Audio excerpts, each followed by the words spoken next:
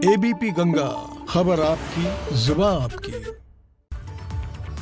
और अब बात करते हैं किसानों पर घमासान की। कल ट्रैक्टर परेड के दौरान हुई हिंसा के बाद अब हालात काबू में हैं। लाल किले को खाली करा लिया गया है तो ट्रैक्टर अब आंदोलन स्थलों पर वापस लौट चुके हैं। सिंघू, टीकरी, गाजीपुर बॉर्डर पर किसान वापस पहुंच चुके हैं तो वहीं संवेदनशील स्थानों पर अतिरिक्त फोर्स तैनात कर दी गई है। एहतियात बरतते हुए लाल किला मेट्रो स्टेशन के गेट को बंद कर दिया गया है। सूत्रों के मुताबिक खुफिया एजेंसियों को अभी भी हिंसा की आशंका है। दिल्ली और बॉर्डर इलाकों में सीआरपीएफ की 15 कंपनियां दिल्ली पुलिस के साथ तैनात की गई हैं। तो ये अपडेट, प्रदर्शनकारियों से अब खाली करा दिया गया है लाल किला। संवेदनशील जगहों पर अतिरिक्त फोर्स तैनात कर दी गई है। ये हम आज की ताजा तस्वीरें आपको दिखा रहे हैं। दिल्ली में सीआरपीएफ की 15 कंपनियां तैनात की गई हैं। कल हुई हिंसा में 86 पुलिसकर्मी घायल हुए थे। तो देखिए, अब सुबह जिस तरीके से फोर्स का डिप्लॉयमेंट किया गया है, जिस तरीके से हालात को सुधारने की कोशिश की जा रही है, सवाल दिल्ली पुलिस और दिल्ली पुलिस कमिश्नर पर भी है, क्योंकि यही चाक चौबंद तैयारी अगर कल देखने को मिलती तो शायद जो बवाल दिल्ली को देखना पड़ा और जिस तरीके से शर्मिंदा होना पड़ा देश को, वो हालात नहीं बनते। 3 तस्वीरें आपके सामने हैं। लाल किला खाली कराया गया है, छावनी में तब्दील कर दिया गया पूरे इलाके को, और प्रगति मैदान के पास भी हालात अब काबू में हैं। बिल्कुल 3 तस्वीरें हम आपको दिखा रहे हैं। लाल किला खाली कराया गया है, छावनी में तब्दील हुआ है पूरा इलाका, और प्रगति मैदान पर भी हालात काबू में हैं। ये 3 तस्वीरें हम आपको दिखा रहे हैं।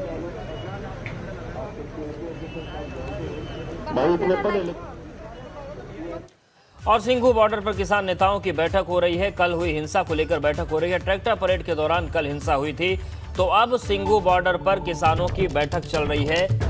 कुल मिलाकर कह सकते हैं कि ये केवल डैमेज कंट्रोल को लेकर ये बैठक होगी।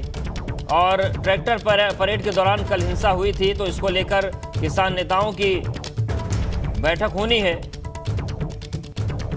लेकिन सवाल ये है कि क्या इनकी मंशा साफ है, क्योंकि राकेश टिकैत का एक ट्वीट हुआ है और उसमें वो लिखते हैं कि ट्रैक्टर परेड और शांतिपूर्ण आंदोलन के लिए किसानों को बधाई। अगर उन्हें लगता है कि ये पूरा आंदोलन शांतिपूर्ण रहा है तो फिर बैठक किस बात को लेकर? कुल मिलाकर ये केवल तमाशेबाजी संयुक्त किसान मोर्चा कल से कर रहा है और अपनी गलतियों पर पर्दा डालने और अपनी जिम्मेदारियों से भागने की सीधी कोशिश चल रही है। बिल्कुल, तो कल हुई हिंसा को लेकर यह बैठक है और अब इस बैठक में देखना होगा कि क्या कुछ फैसले लिए जा सकते हैं। सिंघू बॉर्डर पर किसान संगठनों की यह बैठक है।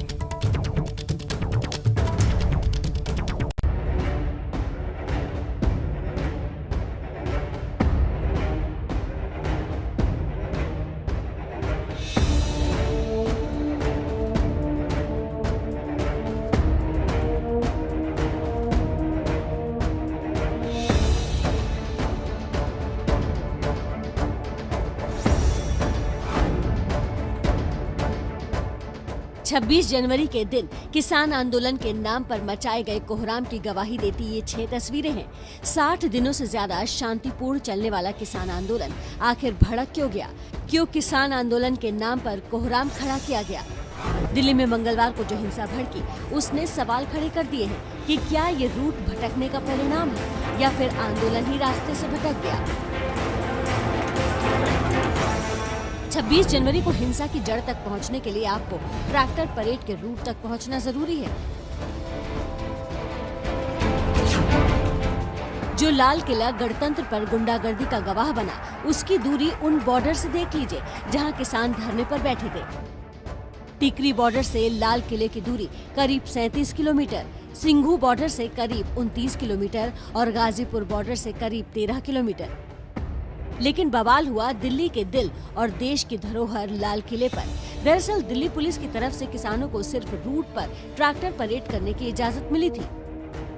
सिंघू बॉर्डर से ट्रांसपोर्ट नगर, बवाना, बादली होते हुए करीब 100 किलोमीटर का रूट, टिकरी बॉर्डर का रूट नांगलोई होते हुए ढासा बॉर्डर पर 110 किलोमीटर और गाजीपुर बॉर्डर के लिए डासना होते हुए वापस गाजीपुर करीब 46 किलोमीटर लंबा रूट।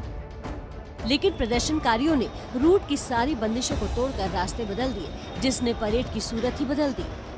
हम सबसे पहले हमने सिंघू बॉर्डर की बैरिकेटिंग तोड़ी, उसके बाद करनाल बाईपास की तोड़ी, उसके बाद ISBT और सीधा लाल किला। गाजीपुर और सिंघू बॉर्डर से निकले किसान जबरन लाल किले की तरफ मुड़ गए।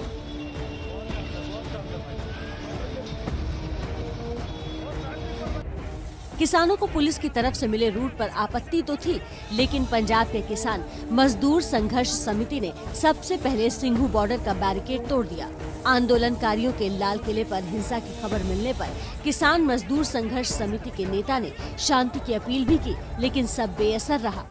किसान आंदोलन के नाम पर हुड़दंगियों ने बवाल काटना शुरू कर दिया तो कई घंटे तक तांडव चलता रहा, लेकिन किसान नेता हिंसा के पीछे प्रशासन को ही जिम्मेदार मान रहे हैं। देखिए, लड़कों में आक्रोश था कि सरकार हम झोंक मांग रहे हैं, हमने तीनों कृषि कानूनों को बोला आप रिपील कर दो, वो नहीं कर रहे। हाँ, MSP प्रोक्योरमेंट पे बोला, वो नहीं कर रहे।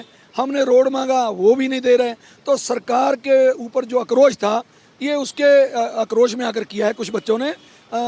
मैं ये कह सकता हूँ, इसमें जितने दोषी उन बच्चों को ये समझते हैं, उतने उससे ज़्यादा दोषी सरकार है। अब उनका आप रोक कर रखोगे और फिर कहोगे कि जी ऊपर के रूट है वन सा किसान का, तो ये तो साजिश तो प्रशासन की है ना, कि उनको दिल्ली भेजने का काम तो प्रशासन ने करा है।